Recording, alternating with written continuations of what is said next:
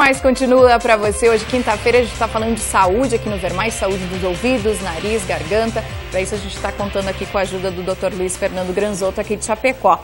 Então, vamos tentar ajudar o Célio Neckel, aqui de Chapecó. Ele diz que tem muita dor no ouvido, doutor, e parece que às vezes corre até para o nervo do pescoço para baixo ali. O que pode ser isso? A dor muito forte?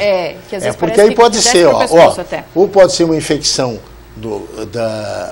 dessa época do ano que a gente está falando, da otite externa, que dói muito, e tem uma outra coisa que da parte interna do ouvido, né? Mas tem uma outra coisa que dói muito, que o pessoal tem bastante, dor de ouvido, entre aspas, que é dor na articulação do queixo, articulação temporomandibular, dói o ouvido. E a pessoa tem a impressão que está doendo o ouvido, porque tem ligação, e no fim ele tem dor na articulação por problema dentário, mau encaixe, a pessoa que range os dentes e tal. Então, nesse caso aí dele, teria que ver se não tem vazamento no ouvido, né? Quanto tempo faz. Se é recente, é bem possível que tenha alguma infecção, como nós falamos do otite de verão. Outra coisa é que às vezes também forma linfonódio, ínguas aqui, logo abaixo do ouvido, por causa da infecção do ouvido. Então, e aí a pessoa tem dor. Entendi. Então pode ser isso, tá? Célio, dá uma olhada. A Eva do bairro São Cristóvão, ela diz que tem um zunido no ouvido esquerdo, que é muito frequente. O que pode ser esse zunido, doutor? Zumbido está em 12 a 20% da população tem. Meu Deus, quanta gente. Tá, então se você estiver numa sala com 100 pessoas, você deve de 12 a 25 pessoas, a 20 pessoas estarão que tem zumbido. Alguns não dá muito. É que tem várias causas. Dentro desse problema que eu estava falando aqui, de lesões no nervo do ouvido, né?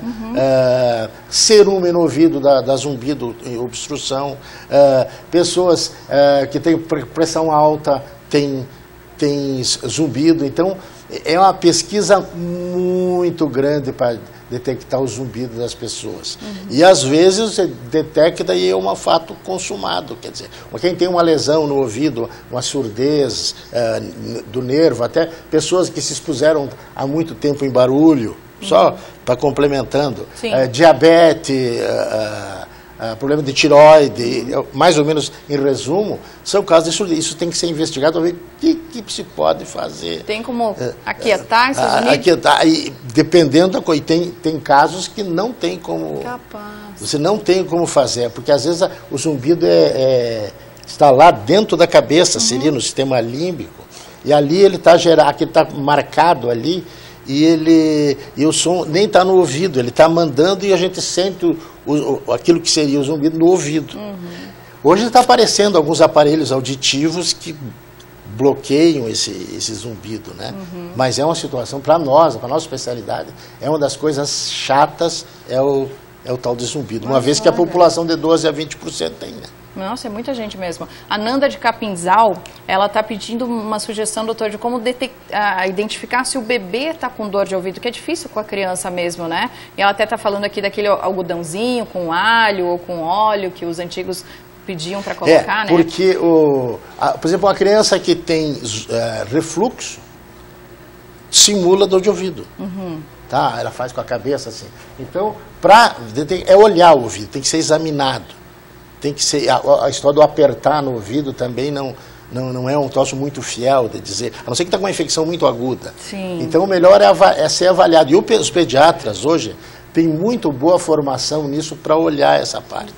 Eles têm quando você está com dor de ouvido, só se a coisa está gerando dúvida muitas vezes, ou que tem que tomar alguma atitude maior, são que eles encaminham para nós. Mas normalmente o próprio pediatra ele tem condições muito boas de avaliar se tem dor de ouvido, que é bem característico. Se ela está com dor, ou se enxerga.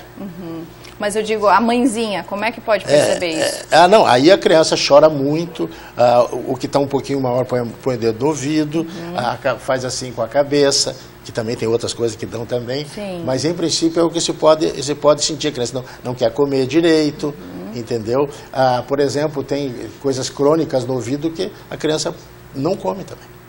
Então, mas principalmente também, são sinais, foco, assim, que a gente pode ter uma ideia, um pouco de febre, se a criança está com o nariz obstruído, quer dizer, já começa, as coisas começam a serem somadas, né? Claro. A Lorena do Jardim América aqui de Chapecó, ela disse que tem muita coceira no ouvido. O que é isso, doutor? Normalmente, ou a pessoa tem algum eczema de ouvido, né? Eczema é uma inflamação que descama, né?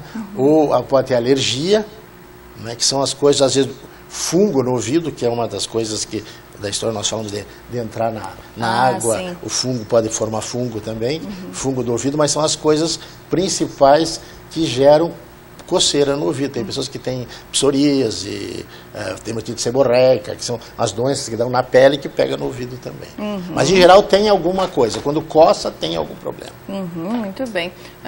Acho que dá tempo aqui. Ó. Essa aqui está com um bebê de 3 anos e 9 meses.